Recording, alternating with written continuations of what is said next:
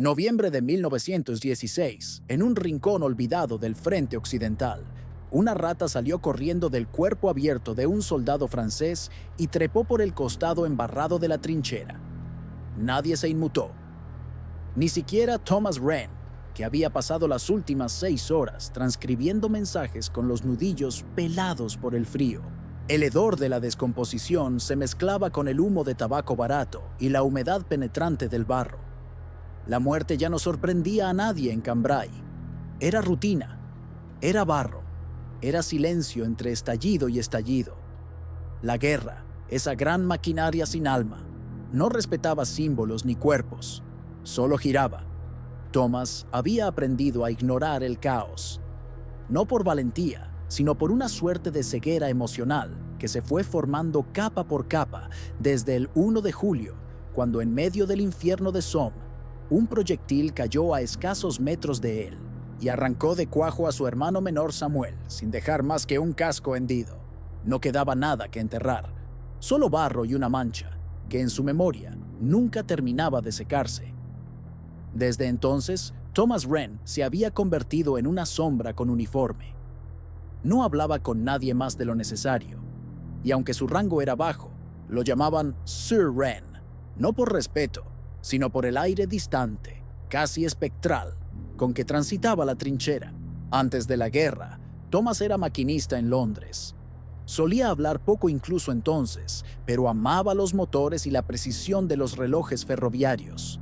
En el vapor y el acero encontraba una forma de orden que lo calmaba. Eso cambió con la guerra.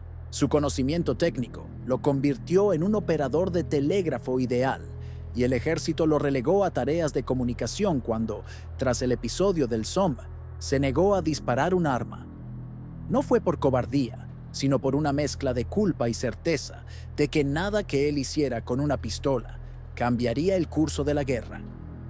«Matar no me traerá de vuelta a Samuel», escribió en una carta que nunca envió. El puesto de telégrafo estaba montado en una vieja zanja, reforzada con madera húmeda y sacos de arena podridos. Un generador chillaba cuando encendía las válvulas del transmisor, y el traqueteo del código Morse era la única música de fondo. Thomas se había vuelto experto en identificar patrones, nombres, repeticiones. A veces, en medio de la madrugada, cuando el fuego cesaba y la niebla se posaba sobre el campo como un sudario, creía escuchar voces entre las líneas, mensajes fuera del código, como susurros intermitentes, pero lo atribuía al cansancio o al temblor incontrolable de sus manos. No había noche sin sobresaltos. Cada sonido podía ser el inicio de un bombardeo. Cada sombra, un asalto de los temidos Stoßtruppen. Los días se parecían tanto entre sí que Thomas comenzó a registrar pequeños detalles para mantener la cordura. ¿Cuántos muertos eran retirados en la jornada? El número de cigarrillos consumidos por su teniente, la cantidad de veces que alguien repetía la palabra «mañana» en el comedor de campaña. Todo tenía un patrón, todo tenía un eco. En ese mundo de barro, plomo y desesperanza, la única constante era la repetición. Era un infierno simétrico. Un día, mientras reemplazaba el fusible de la línea oeste, encontró un pequeño pájaro atrapado entre los cables del generador. Todavía vivo, pero cubierto de lodo, con las alas partidas. Lo sostuvo en sus manos un instante, como si en ese gesto inútil pudiera rescatar algo del mundo anterior, del mundo de trenes, estaciones y atardeceres. Pero al momento siguiente, el zumbido del generador volvió a sonar, y el pájaro, quizá confundido por el calor o el ruido, murió entre sus dedos. Thomas no dijo nada.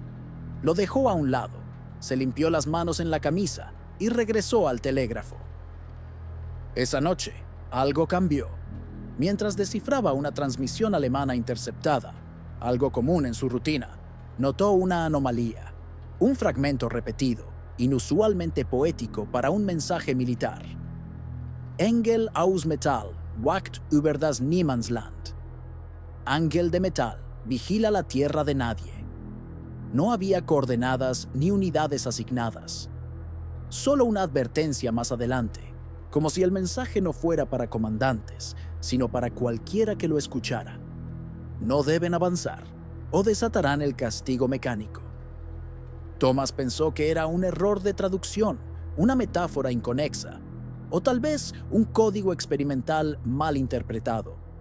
Sin embargo, al levantar la vista, vio que 3 hombres observaban su puesto desde el otro lado del perímetro, junto a un vehículo cubierto por una lona negra. Y aunque aún no lo sabía, acababa de comenzar la última semana de su vida como la conocía. La noche en que Thomas interceptó el mensaje, el aire estaba particularmente espeso, cargado de una humedad que parecía colarse entre las costillas. A las 2 de la madrugada, mientras el frente dormía en una tregua no pactada, el transmisor comenzó a emitir una señal inusualmente clara. Los mensajes alemanes solían ser breves, funcionales, pragmáticos, pero esta transmisión era distinta, no por su estructura, sino por su tono. Una cadencia ritual, casi litúrgica, impregnaba el código Morse. No hablaba de posiciones ni suministros. No hablaba de bombardeos. Hablaba de algo que no tenía coordenadas ni lógica militar. Engel aus Metall wacht über das Niemandsland. Ángel de metal vigila la tierra de nadie. Thomas leyó la línea en voz baja, como si temiera profanar algo al traducirla. Luego continuó. Der Weitergeht weckt die Strafe. El que avance desatará el castigo. El silencio que siguió fue más profundo que el habitual.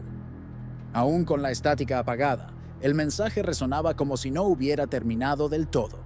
Lo escribió en su bitácora, lo reportó al oficial de señales, el teniente Collins, que apenas lo miró y murmuró: probablemente sea un error descifrado, y lo dejó archivado con otros telegramas de contenido ambiguo. Pero Thomas no pudo apartarlo de su mente. Durante los días siguientes, comenzó a notar un patrón. Otros operadores del frente mencionaban interferencias extrañas, frecuencias que se encendían por sí solas y fragmentos de mensajes similares en distintos puntos del sector. Frases sueltas, como oraciones de un evangelio roto. La máquina no duerme. El hierro recordará. Todo avance tiene un precio. Nadie le daba demasiada importancia. En un mundo donde la gente moría por asomarse demasiado a la trinchera, los códigos poéticos alemanes eran una rareza excéntrica, no una amenaza. Pero para Thomas, acostumbrado a detectar variaciones ínfimas, algo no cuadraba. Esos mensajes no eran azarosos, estaban apareciendo demasiado seguido, y solo desde que habían llegado ciertos ingenieros al campamento. El lunes siguiente, a primera hora, un convoy de vehículos escoltados por infantería irrumpió por el flanco sur del campamento. No venía precedido de órdenes formales ni de comunicados previos. Nadie parecía saber quién lo había autorizado. Pero la estructura de mando en Cambrai estaba tan fragmentada que cualquier anomalía podía pasar como parte del plan. Lo que traía ese convoy era lo que los soldados comenzaron a llamar en susurros: la bestia. Bajo una lona negra, amarrada con cadenas, yacía una forma incongruente con el paisaje bélico habitual. No era un carro, no era un cañón, era algo nuevo. Cuando finalmente lo descargaron, el suelo tembló bajo su peso. El tanque Mark Vipers, versión Mail, armado con cañones de 6 libras en los costados y ametralladoras Hotchkiss, se presentó como una aparición medieval traída al presente por la furia industrial.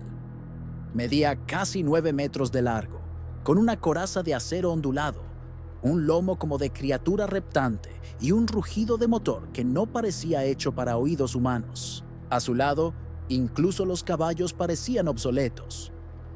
El sargento Davis, que había combatido en Ypres, comentó en voz baja que esa cosa no fue construida, fue desenterrada.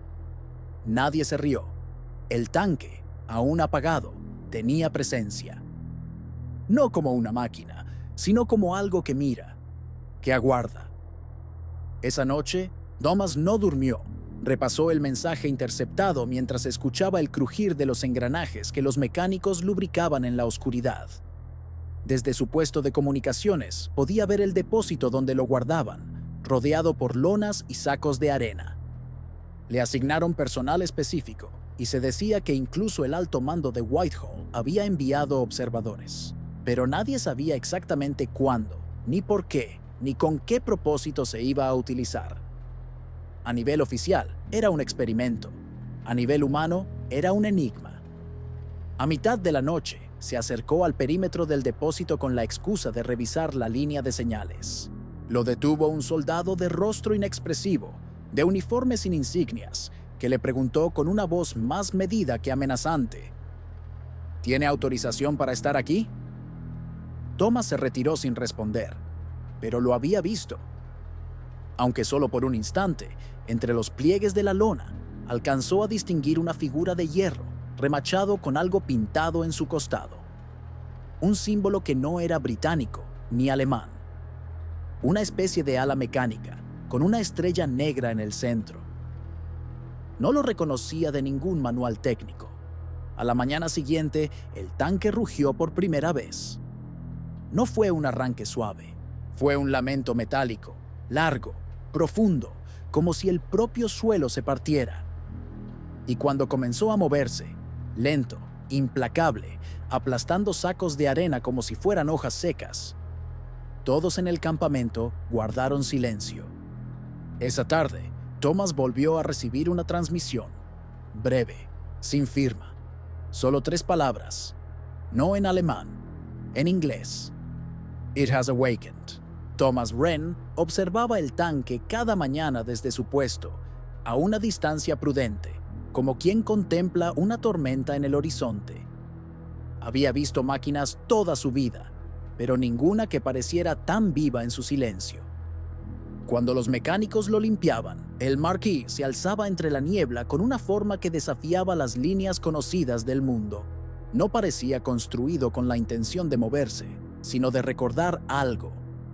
Tenía cicatrices de fábrica, remaches mal asentados, placas sustituidas por metal de distinto color.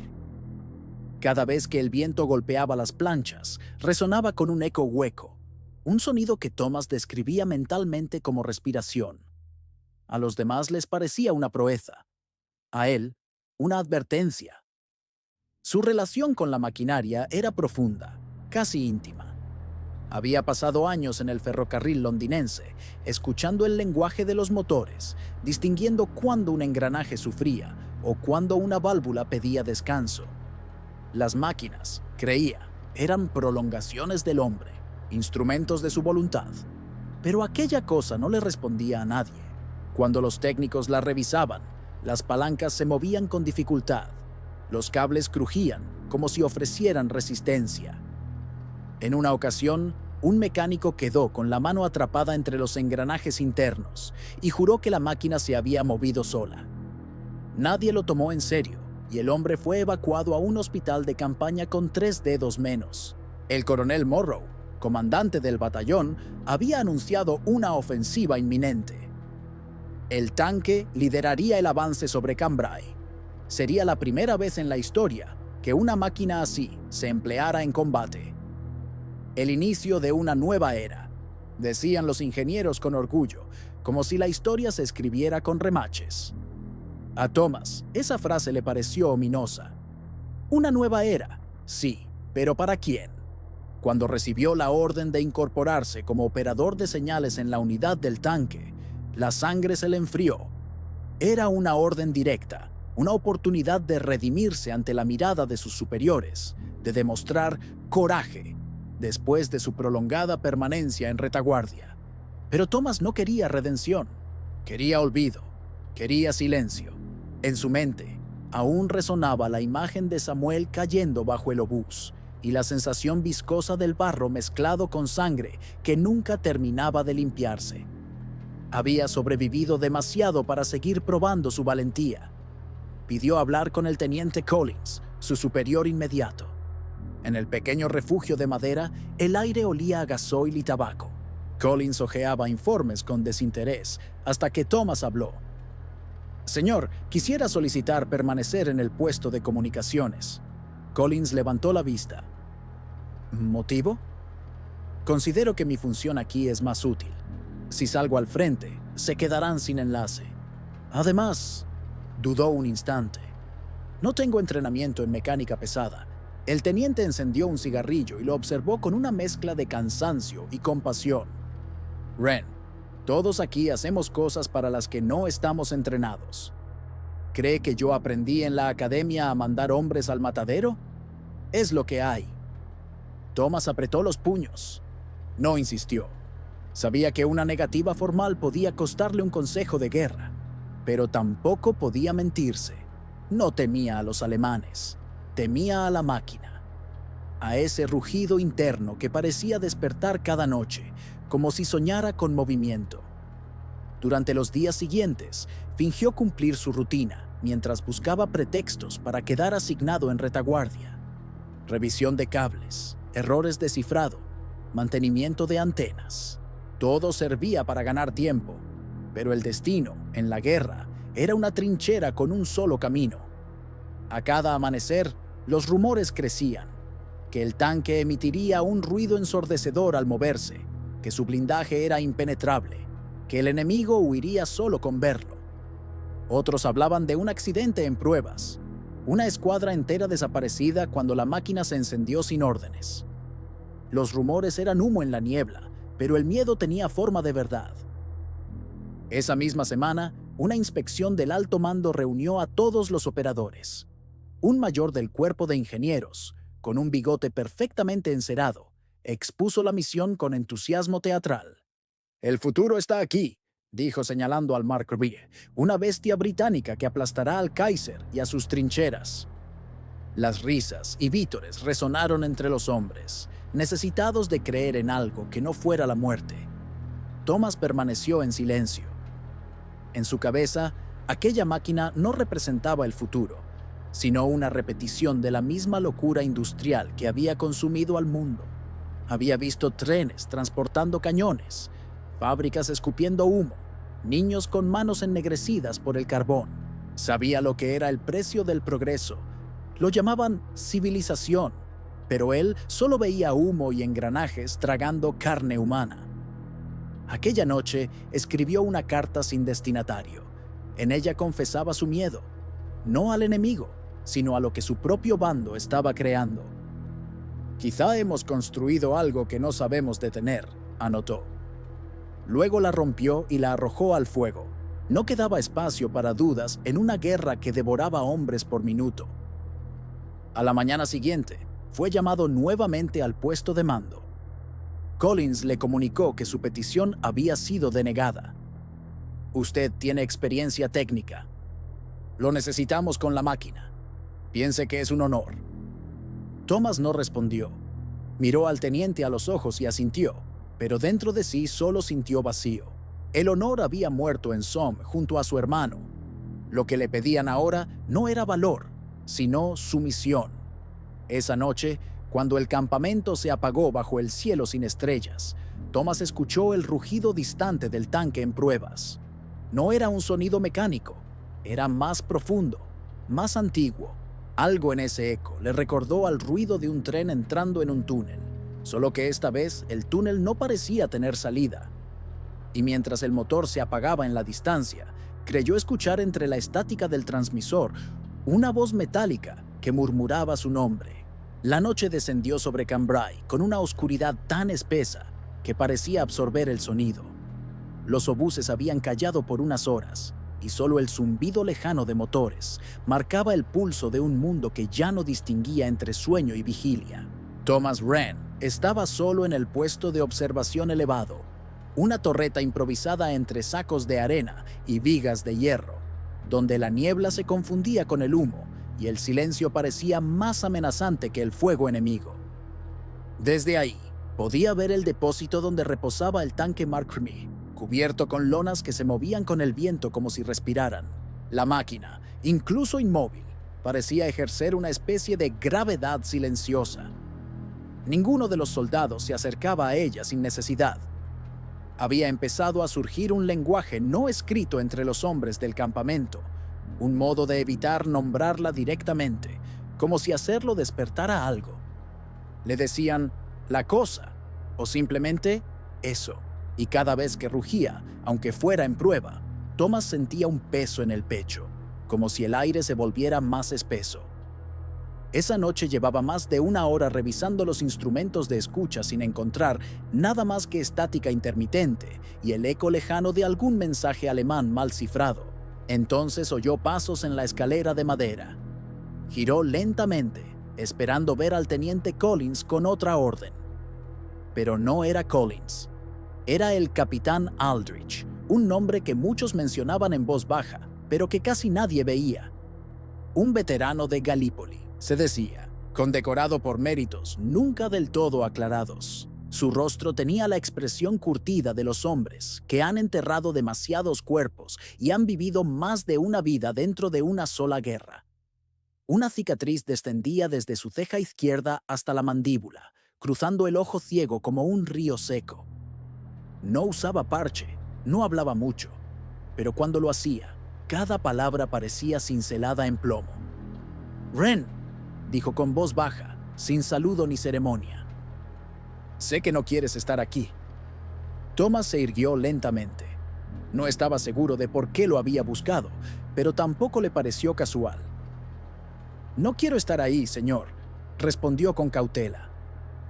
«Con la máquina». Aldrich asintió lentamente, como quien ya conoce la respuesta. Se acercó sin pedir permiso. Tomó asiento sobre una caja de munición vacía y sacó de su gabardina un sobre doblado. Lo sostuvo unos segundos antes de entregarlo. Esto no debía llegar a mí, pero llegó. Por error o por destino, no lo sé. Lo encontré entre los documentos de retaguardia, mientras buscaba otra cosa. Lo escribiste hace meses. Nunca lo enviaste. Thomas reconoció el papel antes de tocarlo. Era su carta no enviada, la carta en la que hablaba de Samuel, de cómo lo había hecho avanzar aquel día en Somme, de cómo lo obligó a cubrir el flanco mientras él se quedaba detrás, asegurando la línea de comunicación, de cómo el proyectil había caído exactamente donde no debía, y cómo, desde entonces, la culpa se convirtió en una segunda piel. «La quemé», dijo Thomas, incrédulo, con la voz hecha ceniza. «Quemaste una copia, pero el original...» Aldrich se encogió de hombros. «Los papeles tienen voluntad propia en esta guerra». Thomas lo tomó, lo abrió, lo leyó en silencio. Ya no recordaba haberlo escrito con tanta precisión. Las palabras eran más suyas que su propia voz. Lo dobló con lentitud y lo guardó sin decir nada. «No vine a redimirte», dijo el capitán, «ni a culparte. Todos hemos hecho cosas que nos rompieron por dentro. Tú lo sabes, yo también». El silencio se instaló entre los dos. Solo el crujir del metal del Mark Peer, que parecía expandirse con el frío, les recordaba que no estaban completamente solos. «¿Qué es esa cosa, señor?», preguntó finalmente Thomas. «¿Es solo una máquina?». Aldrich tardó un momento en responder. Luego miró al horizonte, donde la línea de trincheras desaparecía en la niebla. «No, es una idea. Y las ideas, Wren, cuando se las alimenta con sangre, ya no pertenecen a quienes las construyeron. Son otra cosa, se desentienden de su creador y exigen tributo». Thomas lo miró con una mezcla de temor y comprensión. Por primera vez, sintió que alguien hablaba de lo que él intuía desde el primer día, que el tanque no era una herramienta, sino un símbolo. Algo que venía a redefinir no solo la forma de matar, sino lo que significaba ser hombre dentro de una guerra. Una maquinaria que hablaba en nombre de la humanidad cuando ésta ya no sabía qué decir. «No se trata de máquinas, Wren», dijo finalmente Aldrich, con la voz grave como una lápida. «Se trata de lo que somos cuando dejamos que hablen por nosotros». El capitán se levantó sin más palabras y descendió por la escalera, desapareciendo entre las sombras con el mismo sigilo con que había llegado. Thomas permaneció allí un largo rato, observando las luces lejanas del frente, con la carta aún caliente en el bolsillo y un pensamiento latiéndole en la mente como un presagio. ¿Y si la máquina ya había empezado a hablar por sí misma? La mañana siguiente no amaneció. Simplemente se volvió más gris. La luz que emergía entre la bruma no era amanecer, sino un resplandor fatigado, como si el sol también dudara en alzarse sobre el frente occidental. Thomas Wren se presentó con el rostro impasible, pero las manos sudorosas, frente al marquis. Un suboficial le pasó una mascarilla de tela y le indicó con un gesto que subiera por la escotilla trasera. No hubo ceremonia, no hubo palabras, solo la aceptación muda de que lo inevitable había llegado. El tanque estaba quieto, casi solemne. El metal frío de su coraza despedía un olor agrio, mezcla de grasa, acero oxidado y algo más que Thomas no pudo identificar, pero que le resultó desagradablemente familiar. Subió con torpeza, resbalando levemente en la plancha aceitosa. Al entrar por la escotilla, fue recibido por un calor sofocante, como si la bestia ya respirara, aún antes de encenderse. La cabina era estrecha, saturada de engranajes, válvulas y paneles mal soldados. El espacio para moverse era mínimo. 5 hombres ocuparían ese cascarón durante horas. El conductor, el artillero, el operador de la torreta, el jefe de sección. Y él, Thomas, el encargado de las comunicaciones internas y el enlace con el comando. El aire olía a aceite viejo, pólvora reseca y cuerpos sin descanso. Había charcos de sudor acumulado en las hendiduras del suelo y el metal vibraba aún estando inmóvil, como si el tanque tuviera un pulso propio. Thomas se sentó junto a su puesto de transmisión, una caja de madera reforzada con cobre, conectada por hilos enredados a una antena externa, apenas protegida por una plancha lateral. Tocó el equipo con cuidado, como si quisiera comprobar si aún obedecía a las leyes humanas. A su alrededor, los demás miembros de la tripulación revisaban sus posiciones. El conductor, un escocés robusto llamado MacLeod, mascaba tabaco en silencio. El artillero, un joven de rostro huesudo, murmuraba una oración sin cruz. Nadie hablaba demasiado. Nadie quería mirar a nadie. Cuando la orden llegó, una palmada seca en la chapa exterior, el motor rugió con un gemido profundo, como el estómago de una criatura hambrienta. El tanque se estremeció, como si resistiera el despertar. Los engranajes giraron con lentitud y el chasis crujió, liberando el peso acumulado por días de inercia. Avanzaron. El mundo exterior se convirtió en un eco apagado de explosiones y gritos. Las orugas del Mark I mordían el barro como si devoraran tierra, raíces, cuerpos. Thomas no podía ver el campo de batalla, solo lo sentía.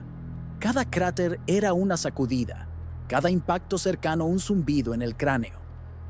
La comunicación con el exterior era limitada, pero su transmisor funcionaba, al menos por momentos. A veces, la estática tomaba formas extrañas, como suspiros, como fragmentos de palabras en inglés antiguo o alemán deformado.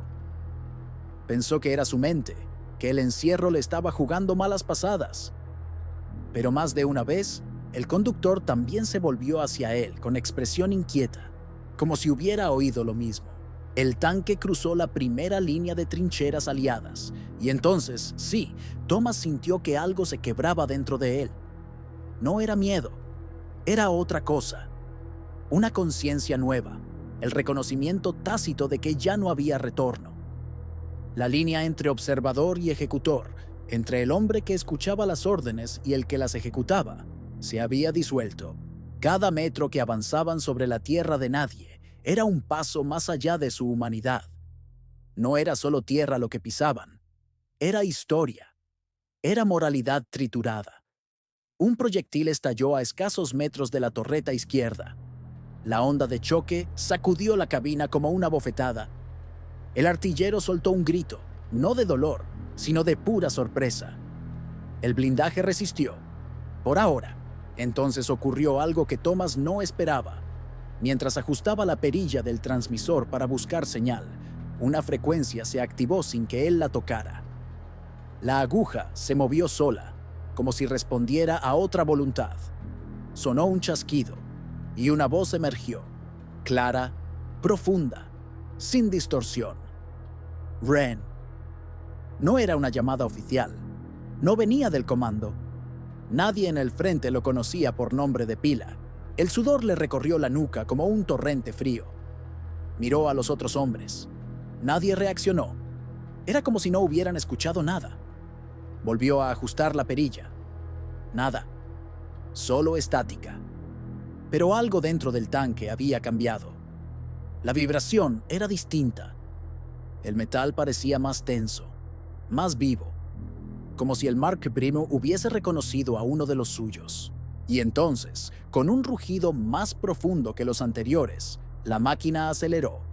No por orden del conductor, sino por cuenta propia.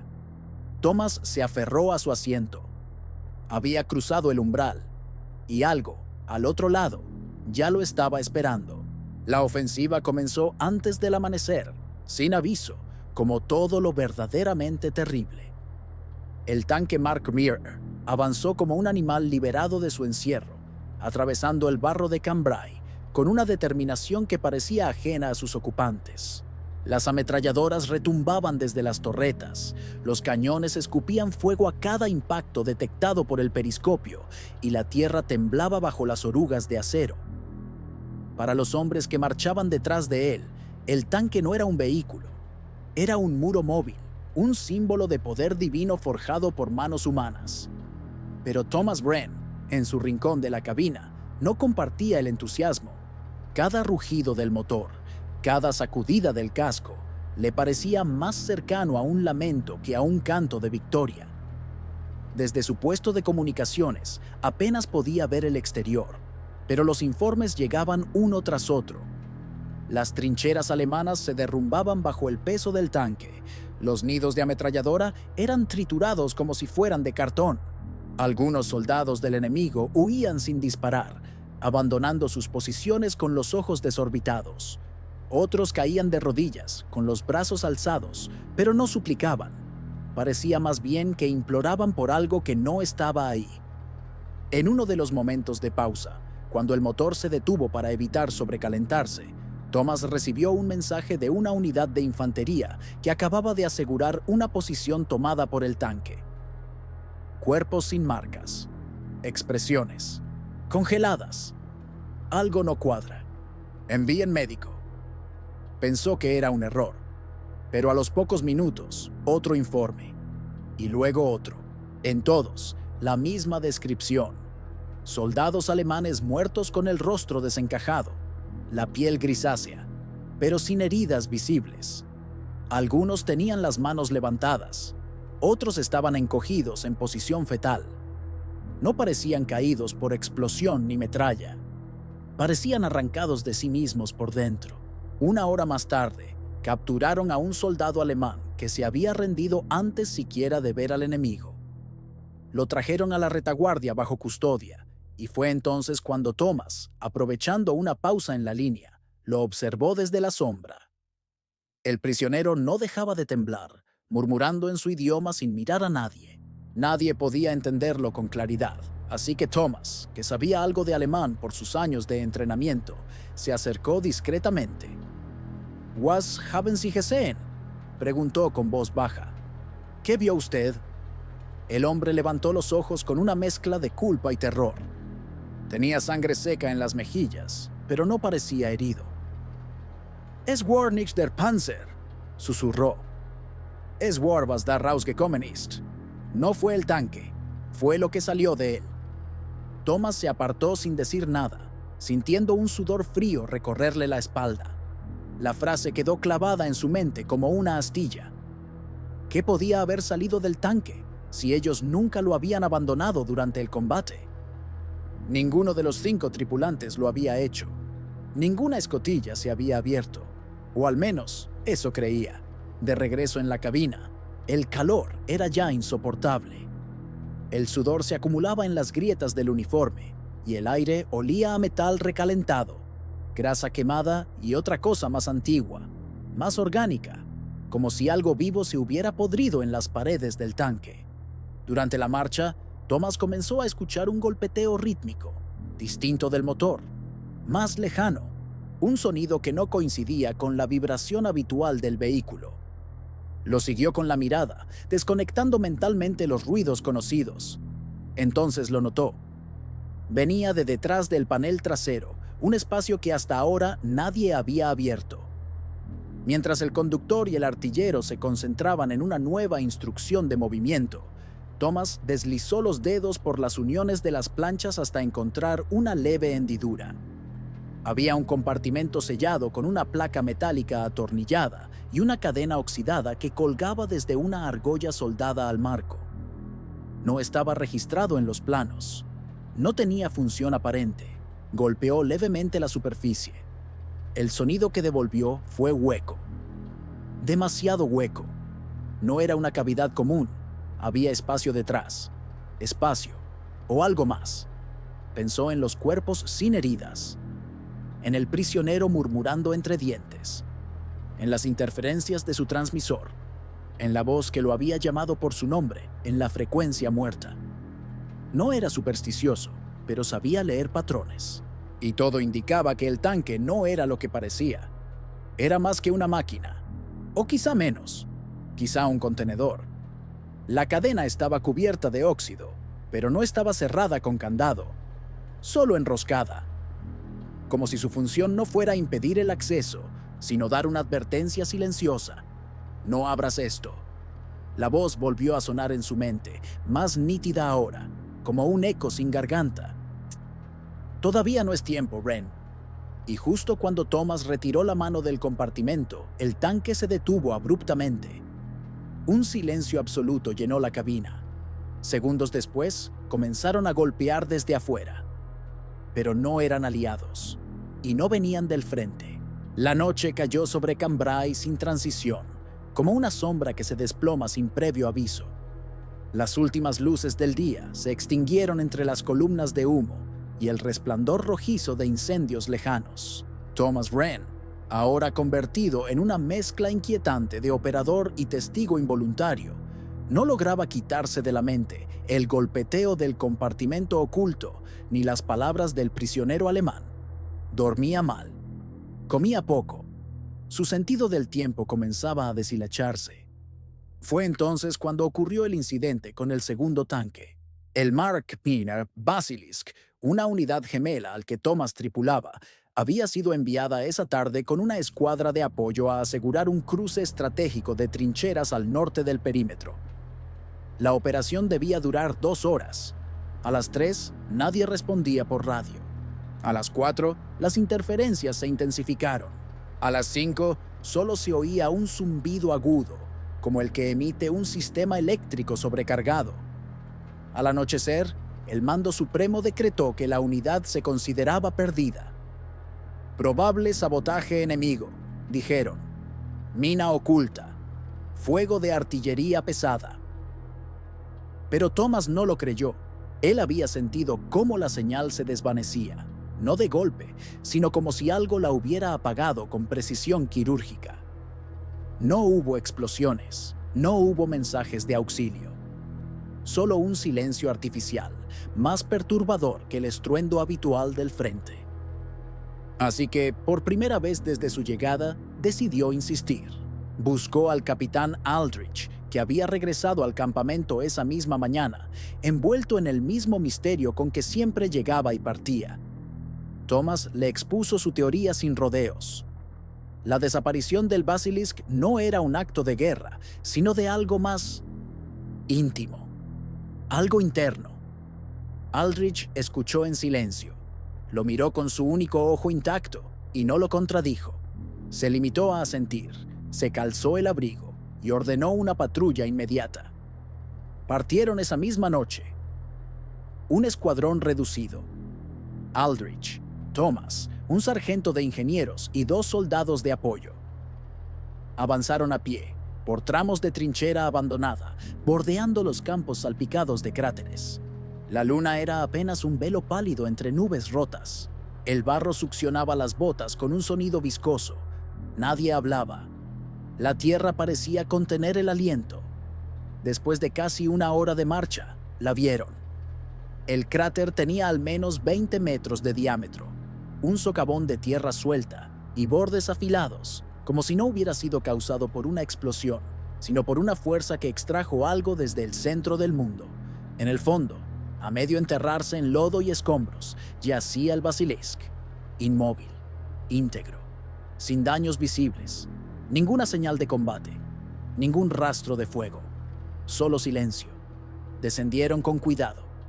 La escotilla estaba abierta, no forzada, simplemente abierta, como una puerta entreabierta en mitad de una casa vacía. Thomas fue el primero en entrar.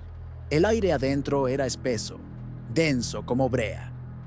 Encendió una linterna de bolsillo. El interior del tanque estaba cubierto por una capa fina de humedad, como si hubiera llovido adentro. Pero no era agua. Era un líquido viscoso, marrón rojizo, que goteaba lentamente de las paredes. Los cuerpos estaban allí, los 5 tripulantes, en sus puestos.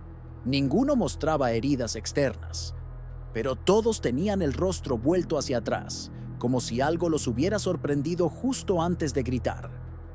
Los ojos estaban hundidos, la piel arrugada como pergamino. El proceso de descomposición era avanzado, con manchas oscuras en el cuello y los labios retraídos. Pero hacía solo 6 horas que el tanque había sido desplegado. «Esto no es posible», dijo el sargento de ingenieros. Esto lleva días». Thomas se acercó al panel de mandos, sintiendo una presión invisible en el pecho. Algo más le llamaba la atención. Una forma, grabada en la chapa interior, justo sobre el asiento del conductor. Limpió la suciedad con la manga y leyó en voz baja las palabras grabadas a mano, con precisión casi ceremonial. Fiat máquina, Fiat mors. Hágase la máquina, hágase la muerte. ¿Qué significa eso?, preguntó uno de los soldados, sin acercarse. Thomas no respondió. Tenía la traducción tallada en la mente desde que aprendió latín básico en el colegio. Era una frase final, un credo, no una inscripción técnica. Y esa inscripción no estaba en ningún otro tanque, ni en el suyo. Aquello había sido colocado con intención, con propósito, como una firma o una advertencia. Aldrich se acercó, revisó los cadáveres en silencio y al ver la inscripción bajó la cabeza. Parecía haberla visto antes. «Esto no es sabotaje», dijo finalmente, «ni enemigo externo. Es algo que se está gestando desde adentro». Thomas se giró hacia él, con una certeza inquietante, abriéndose paso en su pecho como una grieta en el casco de acero. ¿Y si no fuimos nosotros quienes construimos esta máquina? El capitán lo miró por un momento largo, como si meditara la posibilidad. Y antes de que pudiera responder, desde el fondo del tanque, más allá del compartimento trasero sellado, se escuchó el eco seco de algo moviéndose, como si alguien o algo aún estuviera adentro. La noche se desplegó como un velo absoluto sobre la tierra de nadie, cubriéndolo todo con una oscuridad impenetrable, sin luna ni estrellas. De regreso al campamento tras la misión de reconocimiento, el Mark I de Thomas se averió sin previo aviso. Un sonido seco, metálico, como un hueso quebrándose bajo el peso de una bestia, precedió el apagón total del motor. Las luces se extinguieron con un zumbido agudo y el tanque quedó inmóvil en medio del barro, como un cadáver más entre los restos oxidados del campo de batalla. Los hombres dentro no hablaron de inmediato. Nadie quería ser el primero en confirmar lo obvio. Estaban atrapados. Y no en cualquier lugar, sino en el corredor de muerte entre 2 líneas de trincheras, el punto ciego de todo mapa, donde ningún rescate era inmediato y donde, según la superstición de los soldados, las cosas no morían del todo. Thomas revisó los sistemas de comunicación, intentando restablecer señal, pero el transmisor solo respondía con un chirrido irregular, hasta que sin tocar la perilla, la aguja se movió sola, y una voz emergió. No era humana. «Ren», susurró, metálica, hueca, sin entonación. «Ren». Thomas se congeló. El resto de la tripulación lo miró. Él no dijo nada, pero la voz continuó. «Ren, abre». Era el mismo tono que había oído días atrás, inconfundible, y provenía, no de una señal externa, sino de dentro del tanque, del compartimento oculto, ahora vibrando como si algo golpeara con ritmo, como el tambor de un corazón que no acepta el encierro. El artillero, un joven llamado Finch, se levantó del asiento. Tenía el rostro iluminado por una mezcla de temor y fascinación. «¿Qué es eso?», preguntó casi con reverencia. Thomas se interpuso. «No lo toques, no lo abras». ¿Y si eso es lo que está interfiriendo con la máquina? Tal vez es solo un generador. Viejo, una pieza que nadie revisó. «No lo abras», repitió Thomas, más firme. «No sabemos qué es, ni para qué está». Pero la curiosidad, como una semilla sembrada por el miedo, ya germinaba en Finch. El compartimento vibraba con más fuerza. La cadena oxidada, aún enrollada sobre la argolla, crujía bajo la tensión. Thomas pensó en volar el panel. Llevaba consigo 2 cargas de demolición de corto alcance, lo justo para hacer una brecha o destruir equipo comprometido. Una parte de él, la parte lógica, sobreviviente, técnica, gritaba que lo hiciera, pero no lo hizo. No porque no tuviera valor, sino porque algo dentro del tanque lo observaba. No con ojos, con presencia. Y esa presencia parecía esperar. Decidió no abrir. Decidió esperar. Pero Finch no lo hizo. En un movimiento rápido, con una llave inglesa, el artillero rompió la cadena. La argolla saltó del marco con un chasquido. El panel se abrió con lentitud, chirriando como una bisagra maldita. Y lo que emergió no fue un monstruo, ni un espectro. Fue algo peor. Una forma posible. Era una estructura metálica rudimentaria, como un esqueleto de máquina, sin recubrimiento, sin blindaje. Un prototipo de otro tiempo. Avanzaba sobre patas articuladas, sin emitir sonido, sin luces, sin propósito aparente. No tenía ojos, no tenía orificios de ventilación ni cables visibles. Era simple, silencioso y absolutamente implacable. Thomas retrocedió instintivamente. El resto de la tripulación observó con incredulidad. Finch, tal vez aún convencido de que era una pieza de tecnología olvidada, extendió la mano. «¿Qué demonios eres tú?». La máquina se detuvo frente a él. Lo tocó apenas, con una extremidad delgada como una varilla. No hubo descarga. No hubo daño visible. Solo contacto. Y entonces Finch cayó de rodillas. Su cuerpo no se sacudió. No sangró. Simplemente colapsó como un saco vacío. Sus ojos quedaron abiertos, pero sin luz. Sin alma. Su corazón no latía. Su pecho no se movía. Murió sin violencia. Sin explicación. Thomas se arrodilló junto a él. Le tomó el pulso. Nada. Solo la expresión de alguien que no había sido asesinado, sino vacío. Como si algo, en ese breve instante de contacto, lo hubiera convencido de rendirse a sí mismo. La máquina no se detuvo. Siguió avanzando lentamente hacia la escotilla del tanque. Y mientras salía, Thomas sintió que algo en su propia mente quería seguirla. Como si ese artefacto no fuera una creación humana, sino una voluntad sin lenguaje. Algo más antiguo que la guerra, más frío que el acero. El resto de los hombres no se atrevió a moverse. Nadie habló. Nadie respiró con fuerza. Y allá afuera, más allá del blindaje, en la niebla que se espesaba, comenzaron a escucharse pasos. No metálicos, no humanos, como si la máquina no estuviera sola. El humo se filtraba por cada rendija del Mark Crimo como una niebla caliente, espesa, sofocante. El aire dentro del tanque era irrespirable, y la presencia de aquella forma mecánica, ese prototipo sin ojos ni alma, había roto no solo la cordura de los hombres, sino también el equilibrio frágil entre máquina y carne. Tras la muerte de Finch, la tripulación se dispersó por el interior de la cabina, paralizada por el terror. Nadie intentó detener a la criatura cuando salió. Nadie pensó en huir. Solo Thomas reaccionó. Sus dedos, aún temblorosos, se aferraron al transmisor. No había señal, solo estática y un zumbido profundo, como si la tierra misma hablara en frecuencia baja. Durante un momento, dudó. ¿Para qué llamar, si nadie creería lo que pasaba? ¿Para qué alertar, si la amenaza era algo que ni siquiera sabía cómo describir? Pero entonces recordó los cadáveres del Basilisk, las trincheras vacías, El mensaje en latín grabado en el casco.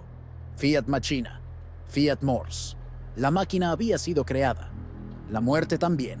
Y ahora él era el único entre ellos que entendía que ya no se trataba de armas, ni de naciones. Era una guerra de voluntades.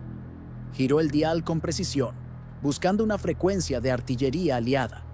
Una frecuencia prohibida, de prioridad máxima, usada solo en casos de retirada desesperada o posiciones comprometidas. La encontró, pulsó el código de fuego indirecto y habló. Aquí Echo 7. Tanque aliado capturado. Amenaza de categoría desconocida. Marquen esta posición. Repito, marquen esta posición. Solicito fuego inmediato. Coordenadas adjuntas.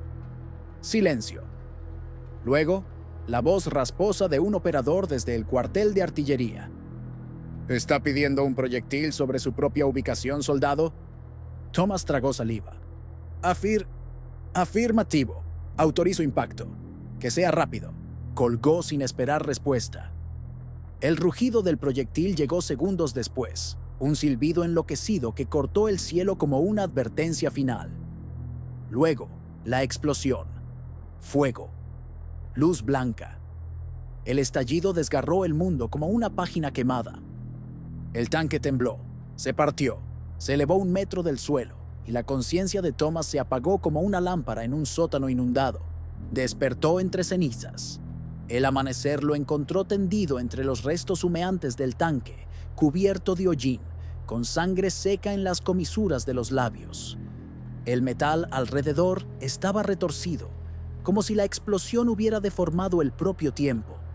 No había cuerpos, no había rastros de sus compañeros, solo escombros calcinados, tierra ennegrecida y una quietud densa que parecía envolver todo como una tumba recién sellada. Durante varios minutos, Thomas no pudo moverse.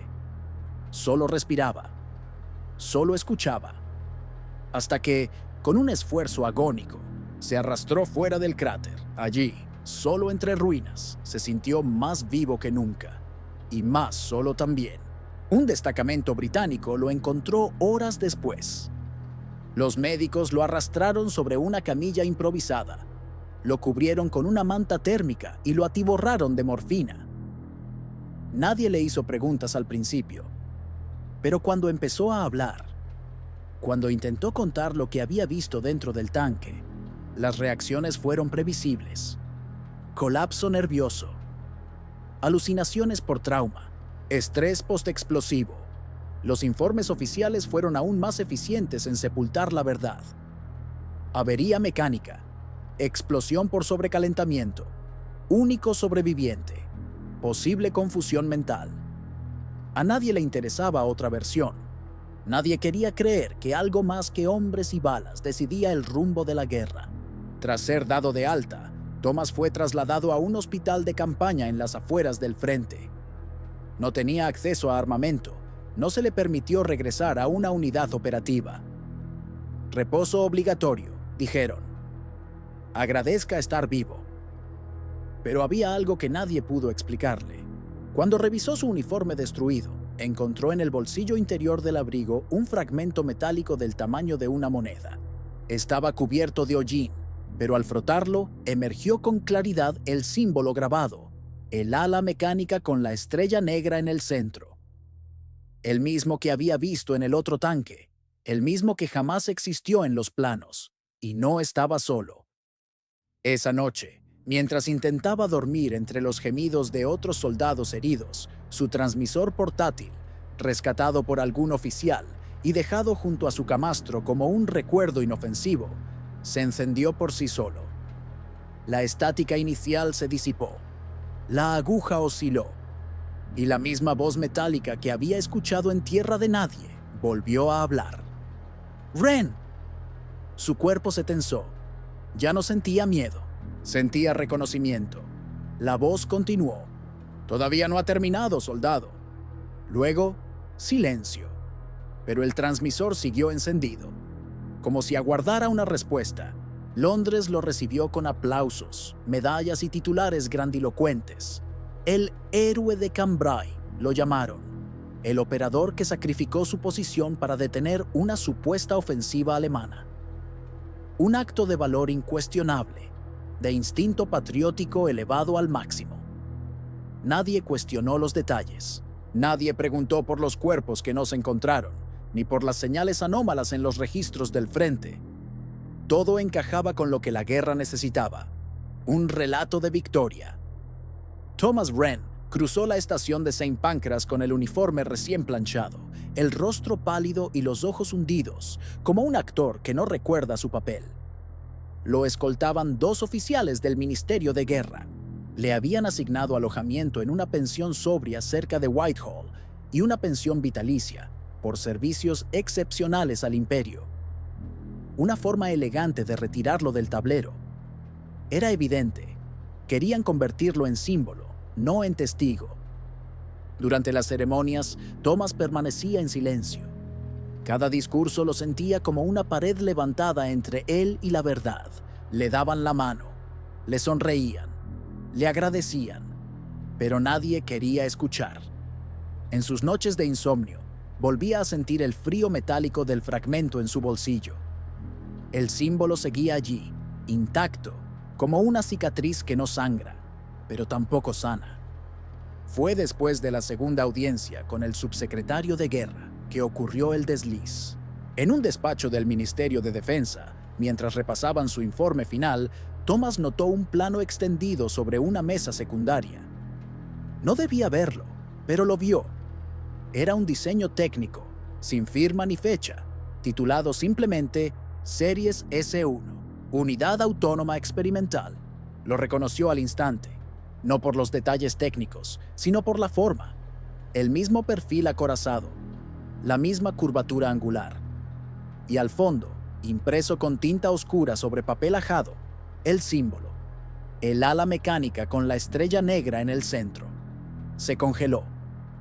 Ninguno de los oficiales notó su reacción, o fingieron no notarla. El coronel que lo escoltaba cerró el plano con un movimiento casual, como si no tuviera importancia. «Proyecto aún en desarrollo», dijo con tono informal. «No estamos ni cerca de ponerlo en marcha. Nada preocupante».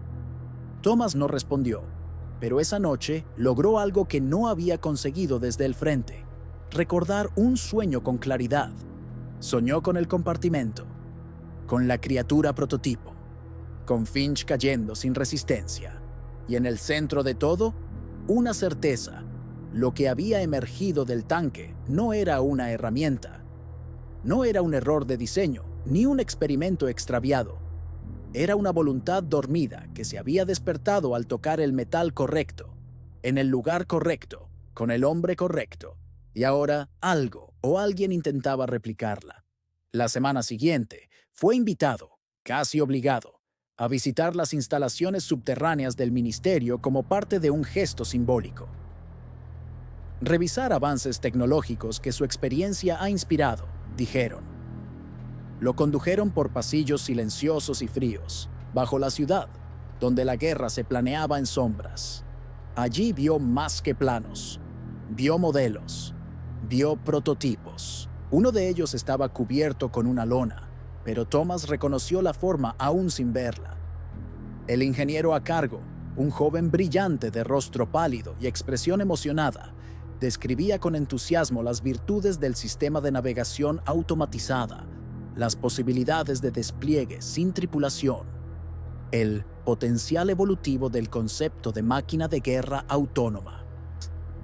¿Evolutivo?, interrumpió Thomas con voz baja. El ingeniero asintió, sin notar la dureza en su mirada. Sí, señor, es decir, capaz de adaptarse, de aprender. Algunos algoritmos que estamos explorando podrían permitir cierta independencia operativa. Todavía muy teórico, claro. Pero las máquinas modernas quieren aprender. Solo hay que darles estructura. Thomas no volvió a hablar. Ya no hacía falta. Sabía que lo que había comenzado en Cambrai no era una simple anomalía de guerra. Era una grieta, una apertura. Y alguien, o algo, del otro lado había estado esperando. No era la violencia lo que había matado a Finch, ni el miedo. Era el contacto, La cercanía a un concepto tan antiguo como el hierro, que el ser humano no crea herramientas, sino que las despierta,